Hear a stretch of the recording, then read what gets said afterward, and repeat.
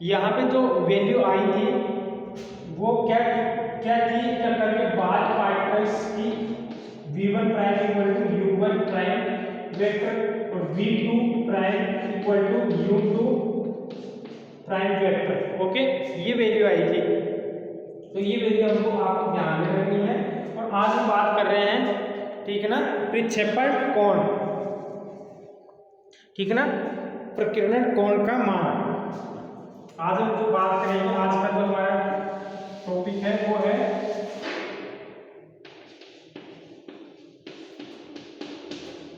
प्रकीर्णन कोण का मान, ठीक है ना। अर्थात थीटा1 और थीटा2 की वैल्यू क्या होगी, ये वैल्यू हम कैलकुलेट करेंगे। अर्थात वैल्यू प्रकीर्णन, ठीक है ना, स्कैटरिंग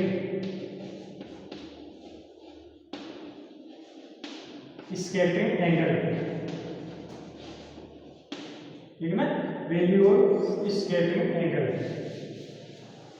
तो देखो यहाँ पे तो एक बात ध्यान रखने वाली है, वो ये है कि जो ये सेंटर ऑफ मास फ्रेम है, ठीक है ना, सेंटर ऑफ मास फ्रेम है, इस सेंटर ऑफ मास फ्रेम में थीटा की कुछ भी वैल्यू हो सकती है, ठीक है ना।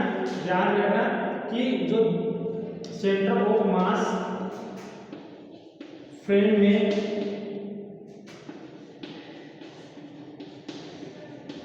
प्रकीर्णन कोण का कोई भी मान हो सकता है, ठीक है। लेकिन जो लेफ्ट फ्रेम है, ठीक है ना, लेफ्ट फ्रेम है, ये वाली लेफ्ट फ्रेम, यहाँ पे थीटा1 और थीटा2, ठीक है ना, थीटा1 व थीटा2 का कोई भी वैल्यू नहीं हो सकता। यहाँ पे इसके ऊपर कुछ प्रतिबंध है, ठीक है ना। लेकिन लेफ्ट फ्रेम में प्रकीर्णन कोण पर कुछ प्रतिबंध है, अर्थात कोई भी मान नहीं हो सकता, थीटा1 और थीटा2 का कोई भी मान नहीं हो सकता। ऐसे मन चाहे कोई भी वैल्यू नहीं ले सकते, ठीक है ना। इसके ऊपर कुछ कंडीशंस है, वो कंडीशंस हम देखते हैं। तो लेफ्ट फ्रेम के अंदर जो थीटा1 की वैल्यू होगी वो कितनी होगी, इसको कैलकुलेट करने के लिए हम ये जानते हैं कि एक्स है, ये वाई डायरेक्शन है। ओके, अब देखो ये जो है ये v1 है, तो हम थीटा1 की वैल्यू कैलकुलेट करेंगे। तो v1 तो इसकी कंपोनेंट ले लेते हैं पहले। तो हम ये x डायरेक्शन में v1 हो गया cos थीटा1, ठीक है ना, ये थीटा1 v1 cos थीटा1, और y डायरेक्शन में हो गया v1 sin थीटा1, ठीक है। तो ये तो यहाँ पे देखो जो प्रकीर्णन कोण का मान आया वो tan थीटा1 इक्वल टू tan थीटा1, ये क्या होता है y अपॉन x, ठीक है ना, ये y ये x, तो tan थीटा की वैल्यू क्या होती है y अपॉन x। तो यहाँ पे जो y की वैल्यू है वो क्या है v1 sin theta, okay, upon x की वैल्यू क्या है v1 cos थीटा1, ठीक है, v1 cos थीटा1। तो अब ये हम यहाँ पे v1 sin थीटा1 और v1 cos थीटा1, इसको ये तो हम अभी हमने बात की है लेफ्ट फ्रेम की, इसको हम रिलेटेड करेंगे सेंटर ऑफ मास फ्रेम से, ठीक है ना। तो v1 sin थीटा1 और v1 cos थीटा1 की value centre of mass frame में कैलकुलेट करके रखेंगे। तो देखो कितनी आती है। तो इसके लिए हम इसके घटक देखते हैं। तो सेंटर ऑफ मास में क्या वैल्यू होती है, सेंटर ऑफ मास में, सेंटर ऑफ मास फ्रेम में हम किस तरीके से रिलेटेड करते हैं इनको।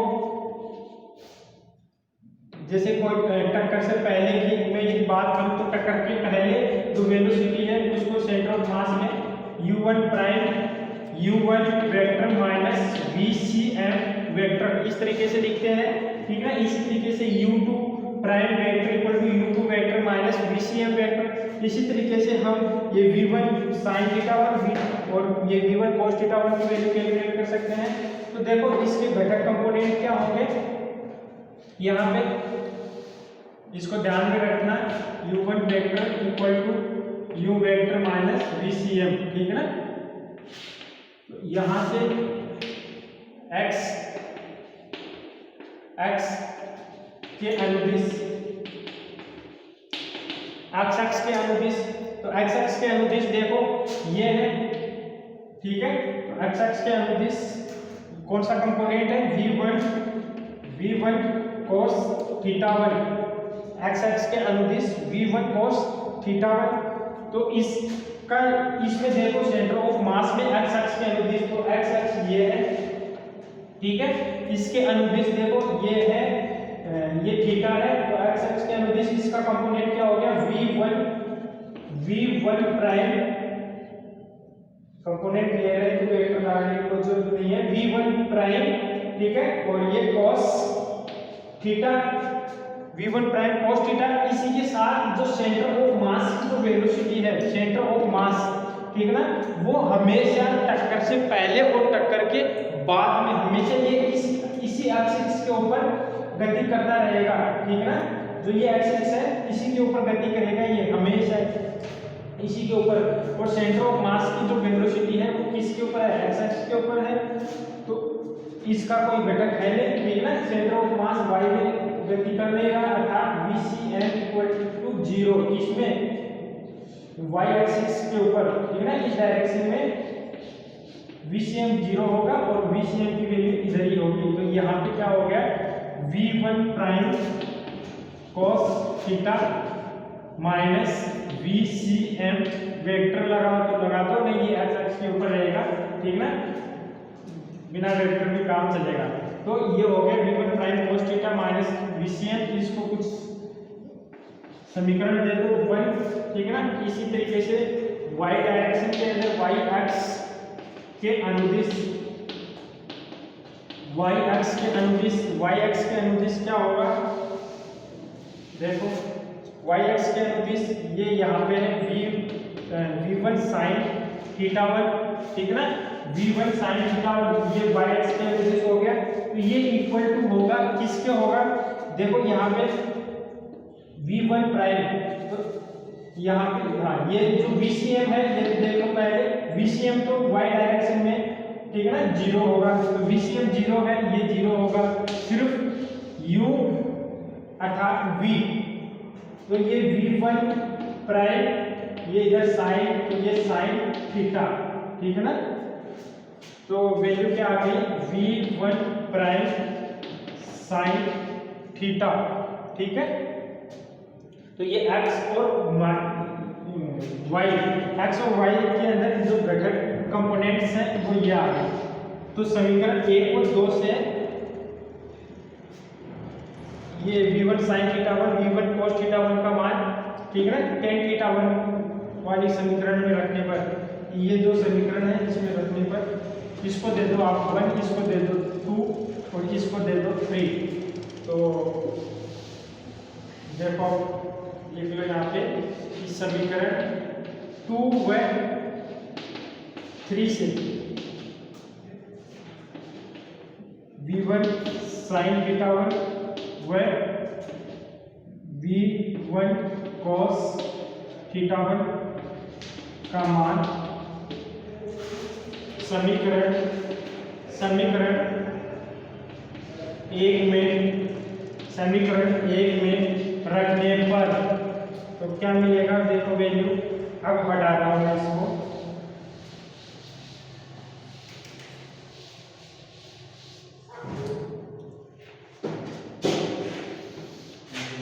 यहाँ पे क्या मिला, tan θ1 equal to v1 sin θ1। तो v1 sin θ1, सॉरी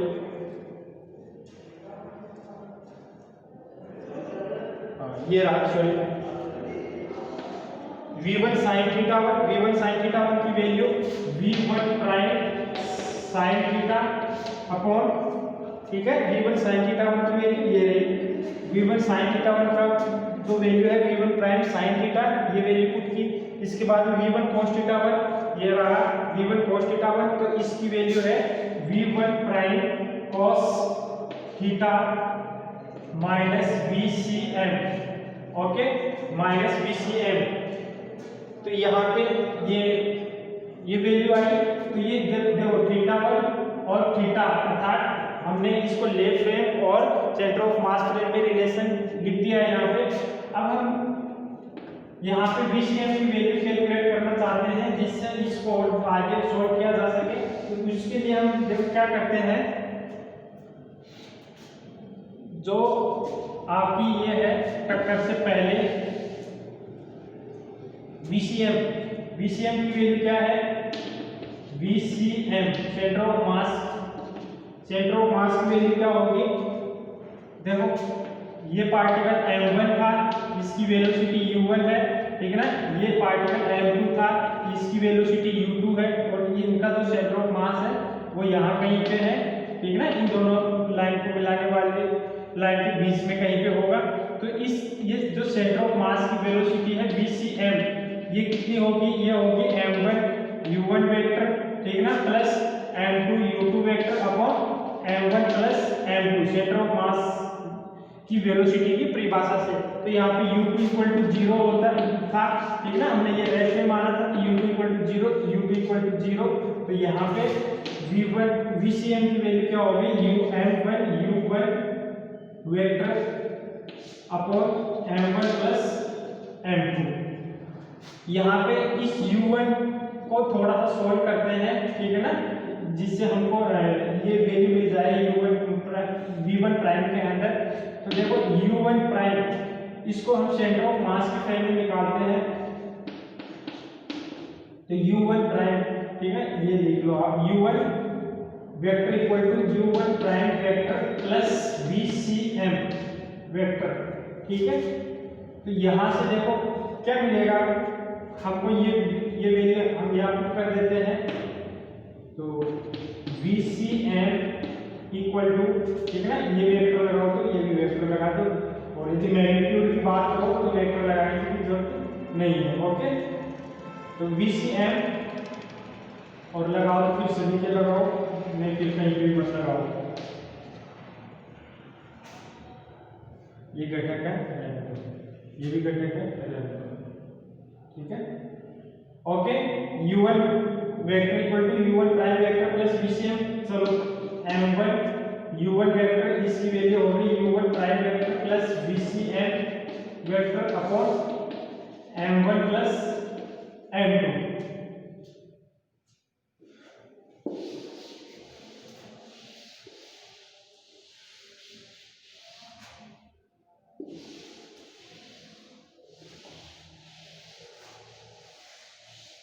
देखो आगे,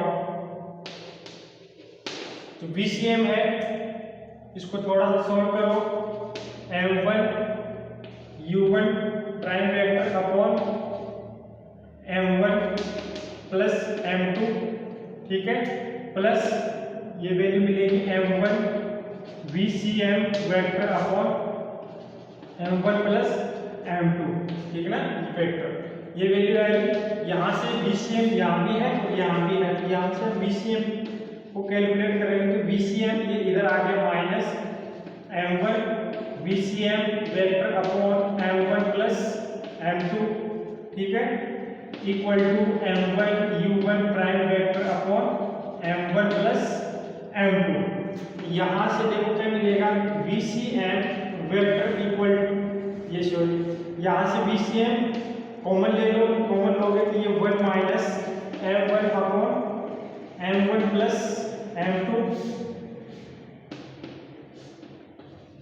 m1 प्लस m2, ये वैल्यू आ गई, ठीक है, equal to m1 u1 prime vector upon m1 plus m2।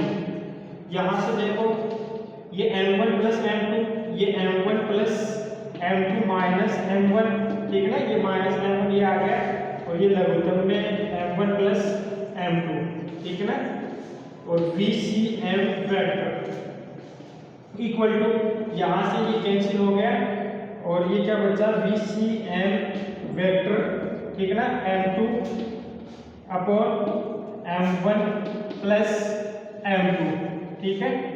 यहाँ से देखो ये क्या मिलेगा आपको m1 u1 prime vector upon m1 plus m2, okay, ठीक है। यहाँ से हम VCM की वैल्यू देखो, ये इससे ये कैंसिल हो गया, तो VCM की वैल्यू जो बची लास्ट के अंदर VCM वेक्टर इक्वल टू क्या मिलेगा m1 अपॉन m2, ठीक है, और ये u1 प्राइम वेक्टर ये वैल्यू बची, ठीक है। जबकि हमने ऑलरेडी पहले बता चुका हूँ कि देखो सेंटर ऑफ मास में जो टक्कर के बाद की जो वेलोसिटी है वो टक्कर के पहले की वेलोसिटी के इक्वल होती है, सिर्फ डायरेक्शन चेंज हो जाती है। तो यहाँ पे हम u1 प्राइम वेक्टर की जगह v1 प्राइम वेक्टर लिख सकते हैं, ठीक है। तो यहाँ से जो VCM की वैल्यू मिलेगी VCM वेक्टर इक्वल टू ये m1 अपॉन m2, ठीक है ना, m1 अपॉन m2 और ये v1 प्राइम वेक्टर स्क्वायर,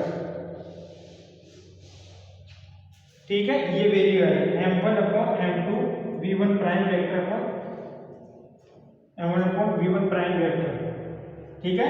तो ये जो VCM का मान है, ये VCM का मान यहाँ पे ये जो समीकरण है, समीकरण 1 2 3 इसको 4 समीकरण दे दो तो और लिखो इस VCM वेक्टर का मान, ठीक है ना, VCM वेक्टर का मान समीकरण 4 में रखने पर, ठीक है। तो यहाँ से जो tan θ1 होगा ये क्या हो जाएगा,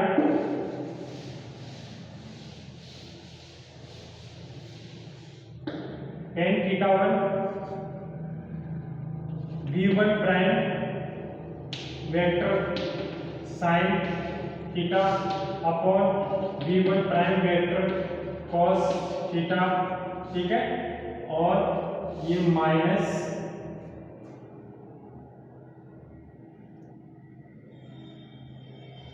ये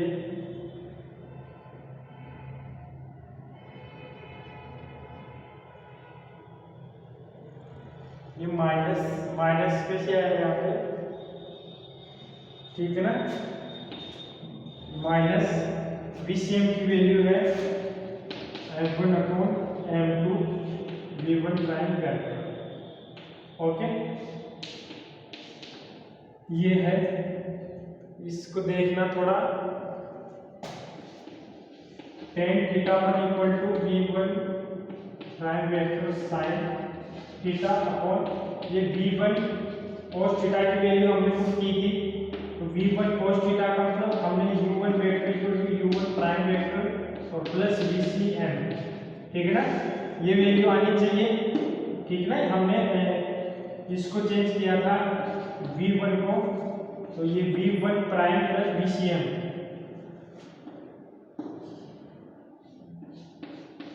ओके। ये वैल्यू है, तो यहाँ पे v1 prime vector cos theta component ले लिया और प्लस VCM वेक्टर, अर्थात यहाँ पे जो होगा ये प्लस होगा, ठीक है ना, यहाँ पे इससे ये प्लस होगा माइनस नहीं, ठीक है ना, कंपोनेंट्स जो लिए हैं वो, ओके, यहाँ पे प्लस होगा। तो यहाँ पे ये प्लस रखने के बाद हमारे पास जो tan θ1 की वैल्यू आती है, अभी tan θ1 ये आ गया तो इसको हटा दो, ओके, ये आ गया। यहाँ से देखो ये जो v1 प्राइम वेक्टर है ये कैंसिल हो गया, तो tan θ1 equal to sine theta upon cos theta plus m1 upon m2, ये आती है tan θ1 की वैल्यू। ये जो समीकरण कुछ भी है, समीकरण कौन सा था, ये 4 ये 5, ठीक है ना, समीकरण 5। इससे हमको tan θ1 की वैल्यू प्राप्त होती है। तो अब देखो हमने बताया था कि जो ये जो साइन थीटा है, थीटा के ऊपर कोई कंडीशन नहीं है, कोई प्रतिबंध नहीं है, थीटा की वैल्यू 0 से पाई तक, ठीक है ना, कुछ भी हो सकती है। अर्थात पार्टिकल ये यूं जा रहा है, यहाँ से टक्कर किया और टक्कर करने के बाद वापस यूं लौट के आ सकता है, ठीक है ना। अर्थात ये इस डायरेक्शन जा रहा था और ये पूरा पाई इधर भी डायरेक्ट इधर भी जा सकता है 0 पे भी, और ये यहाँ से घूमकर वापस इस डायरेक्शन में भी आ सकता है, ठीक है ना। अर्थात पाई भी रोटेट कर सकता है। तो 0 से पाई तक सभी वैल्यू हो सकती है, लेकिन tan θ1 की वैल्यू सभी नहीं हो सकती, वो डिपेंड करती है इसके ऊपर m1/m2 के ऊपर ये क्या वैल्यू होगी। तो देखो यहाँ पे कुछ विशिष्ट मान देखते हैं, केस देखते हैं अलग अलग।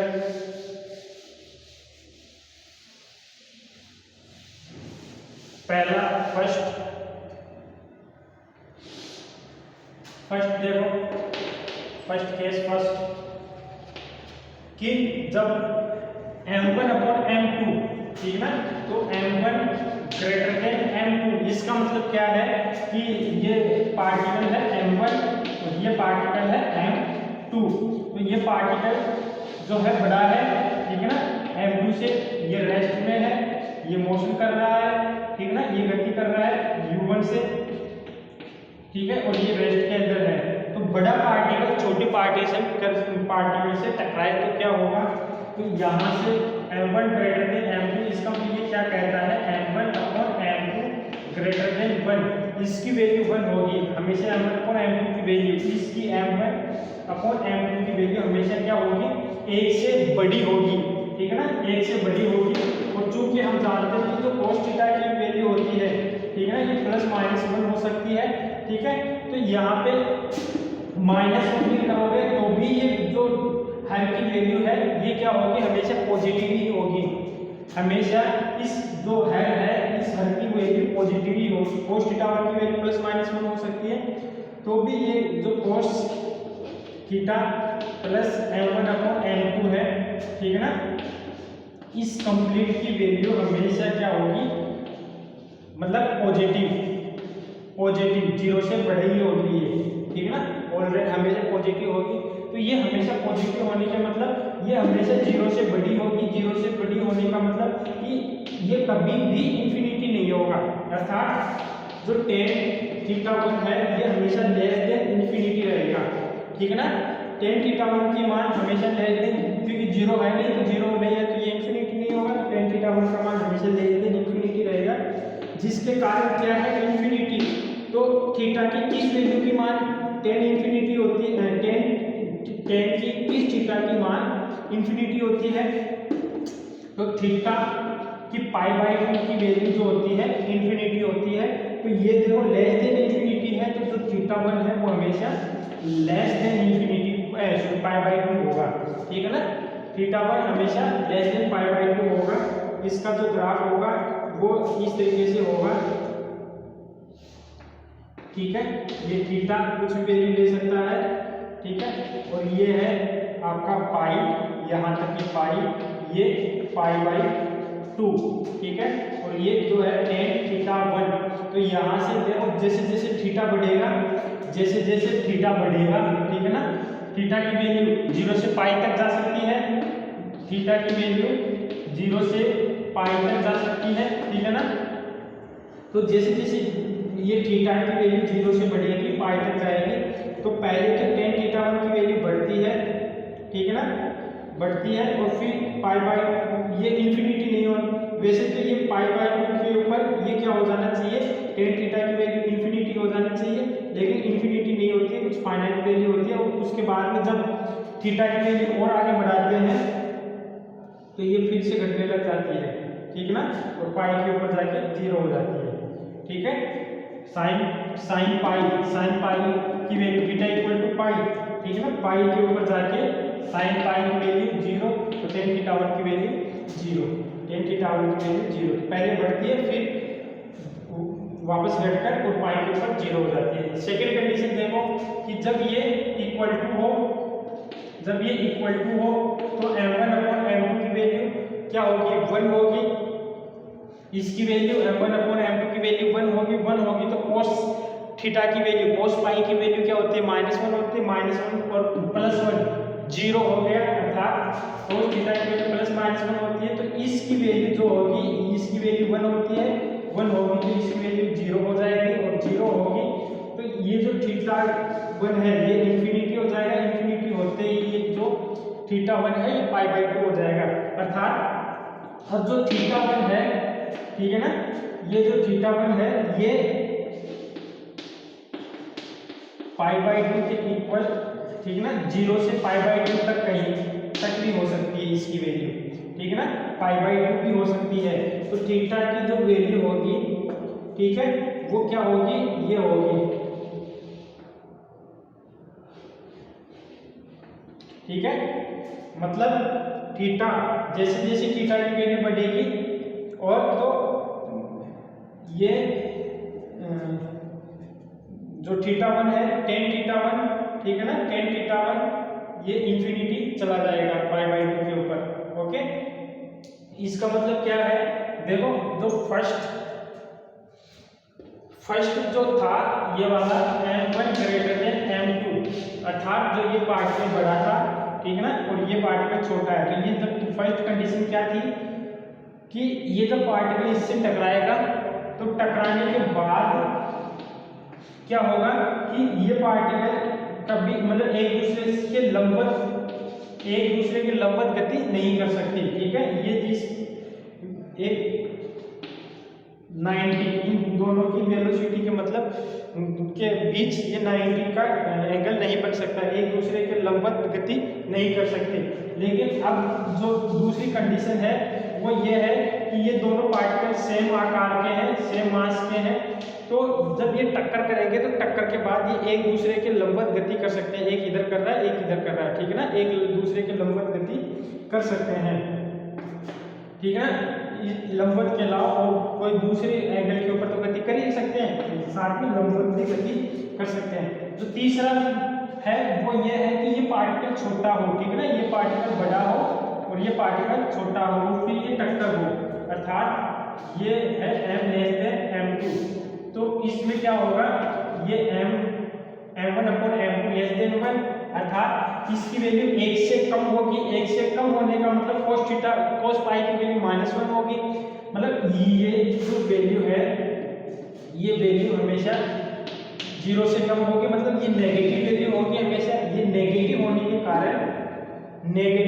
के कारण यहाँ पे tan थीटा 1 का कोई हर संभव मान हो सकता है, ठीक है ना, ये नेगेटिव है, तो ये नेगेटिव होने के कारण यहाँ पे जो tan थीटा 1 है, tan थीटा 1 के सारे संभव मान हो सकते हैं। क्या क्या संभव मान हो सकते हैं वो ये है, ठीक है ना,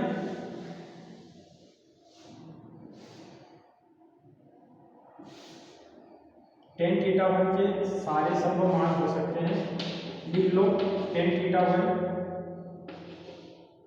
के सभी संभव मान हो सकते हैं, अर्थात जो थीटा 1 है, ठीक है ना, वो 0 से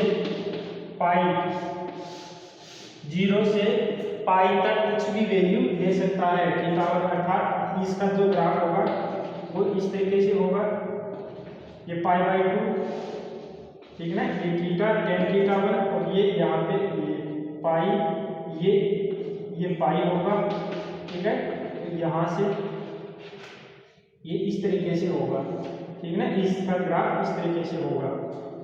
तो ये जो ग्राफ है वो क्या रिप्रेजेंट करता है कि इसमें जो टक्कर के बाद ये जो पार्टिकल है वो किधर भी जा सकता है, ठीक है ना, वापस भी लौट के आ सकता है, ठीक है ना, सीधा भी निकल सकता है, वो डिपेंड करेगा इसकी एनर्जी क्या है, ओके। तो ये समझ में आ गया होंगे आपको, ठीक है। आज के लिए इतना ही, धन्यवाद।